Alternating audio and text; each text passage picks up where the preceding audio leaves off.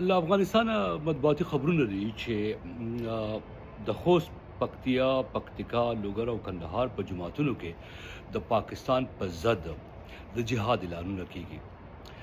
دا ځایي جماعتونو کې ځایي مشران دي چې داسې مطبوعات وایي چې دا اعلانونه کړي دي. البته د افغان طالبانو د مرکزی مشرتابه له لوري داسې کوم اعلان چې خپلو پلویانو ته پکې رسمي بلنه ورکړې وي د جهاد اعلان نه دی لیدل شوی.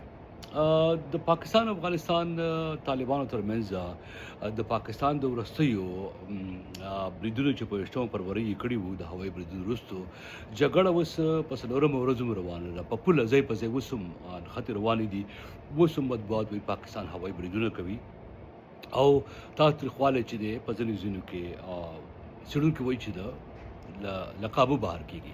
یو دا ډیره مهمه موضوع ده او تر ډیر ژورو پوښتنو ته او ژورې څېړنې ته حاجت لري چې په دې باندې ځان پوه کړی شي چیرې د پولې په سر روانې نښتې څلورمې ورځې ته رسېدلي دي.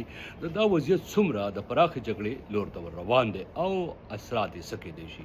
بله موضوع دا ده چې تېر ورځ اسرائیل او امریکا په شریکه په تهران کې په ایران په حمله کې د ایران روحاني مشر یا رهبر اعلی کوم ته چې د سپریم لیډر هم وایي آیت الله خامنه‌ای او د خامنه‌ای صاحب او د هغو د سیاسي او پوځي مشرتابه ډیر مشران وژلي دي.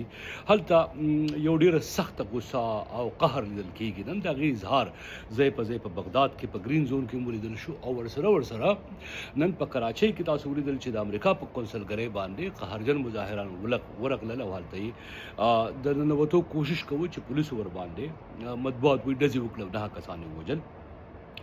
او اسرائیل خلاف او د امریکا خلاف ایران دا وهم کړی دی چې ګواښ هم کړی دی چې د دې غچ په اخلي او ژور غچ په اخلي.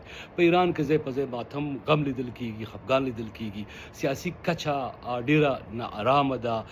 د آیت الله خامنه‌ای د ځایناستي لپاره د هغو چې کوم د ملیانو شورا د هغه غور کوي چې څوک د هغې په ځای کې راسي شي او وغیره وغیره. نو تر اوسه پورې دغه پرېکړه نه ده شوې.